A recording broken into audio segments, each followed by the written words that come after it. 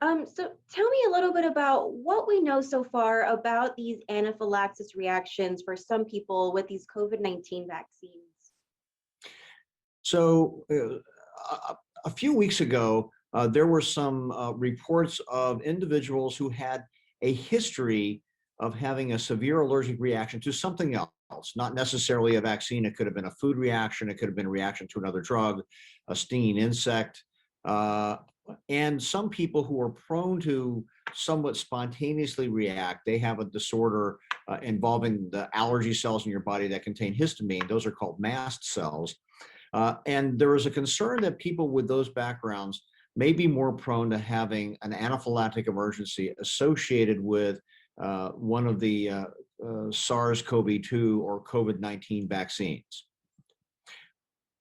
When this was looked at, uh, it was decided at the National Institute for Allergy and Infectious Diseases that we really needed to get a better sense of whether or not folks with those kinds of medical histories were in fact more prone to having allergic or classic allergic emergencies associated with the vaccine.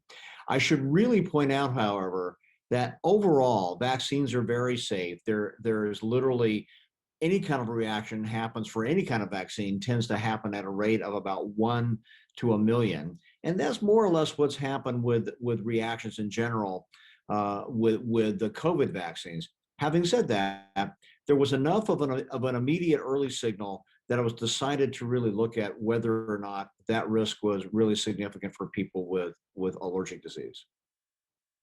And you guys are at UNC are now joining a national study to take a look at why, right?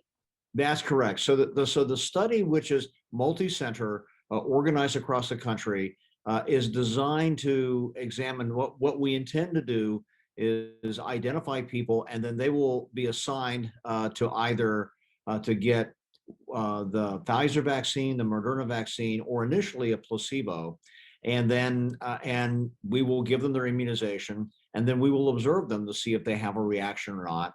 And then because both of those vaccine platforms require 2 doses, they will come back for a second dose at the appropriate time, either 3 to 4 weeks later, and again be observed.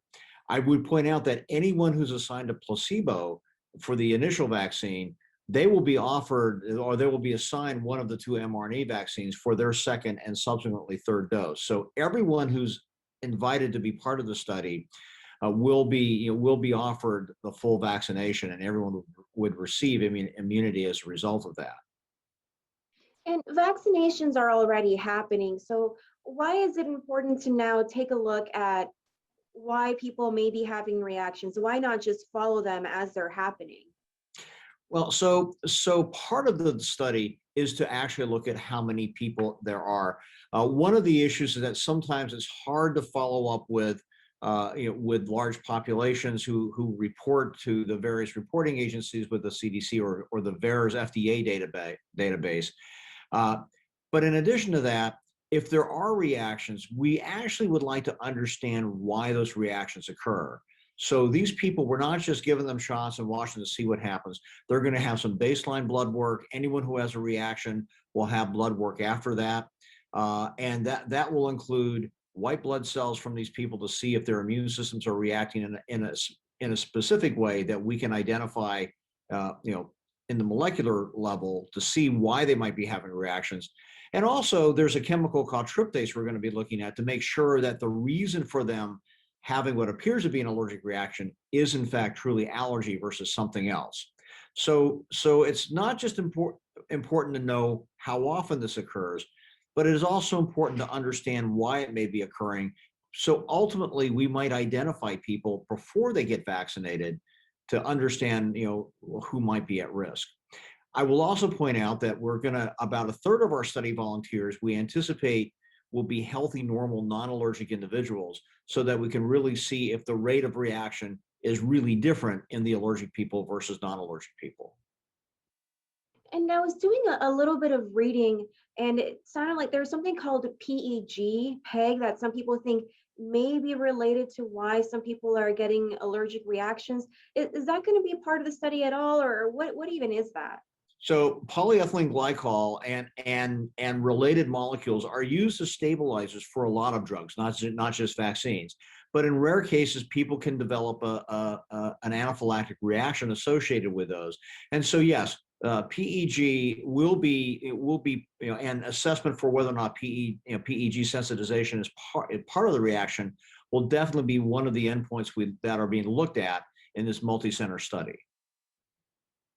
And we are seeing more people become vaccinated, and now everybody is eligible to be vaccinated. Does that make it a little bit harder for you to get people into this trial? Because, there is there was the incentive of, hey, be part of this trial, you can get a vaccine, but now anyone can get it a little bit easier. Is that going to be a challenge here? Well, frankly, that's a pleasant problem to have. I would much rather, from a societal basis, people get vaccinated and do so in a safe fashion. And that's truly the most important thing. That's really the reason we wanted to do, that the NIH wished this study to happen to begin with, so that we could understand risk and encourage people to get vaccinated. That said, we do anticipate that people who have a very significant allergy history, so if somebody has had a life-threatening reaction to a drug or to a food in the past, that experience for some people can be really, really unsettling. And so many of those folks really, they want to be vaccinated, but they really want to be vaccinated under a study that's being overseen by people who are expert in the treatment of anaphylaxis. And the study requires that board certified allergist immunologists are involved in the study at every site, or people who also have appropriate training in anaphylaxis. So this is so while we do think it might be a little bit harder to find people who haven't been offered vaccine yet, we do think that we're going to have a fair number of people with a pre-existing history of allergy. And also, I think there's been a group of people that have been kind of waiting. There are some people that, for whatever reason, they prefer not to be vaccinated at all, and not just to this, but to other things. But some folks, because this is new, have been kind of waiting to say, I really want the vaccine, but I'm not quite sure it's ready for prime time yet. And now that there's been more experience across the country with it, I think they're feeling a bit more confident. So yes, study enrollment's always a challenge, and we are very eager to talk with people who are interested in the study, but we do think that ultimately we'll reach our enrollment goal. And are you hoping that ultimately this helps to increase a little bit of vaccine confidence for those people who have been hesitant or have been worried about their own history of allergies? Absolutely. We really want to. It's not that there is zero risk. There's never zero risk. And some people, frankly, will have life-threatening reactions to any number of drugs. And this vaccine will probably be one of them. But we want to put that in the perspective.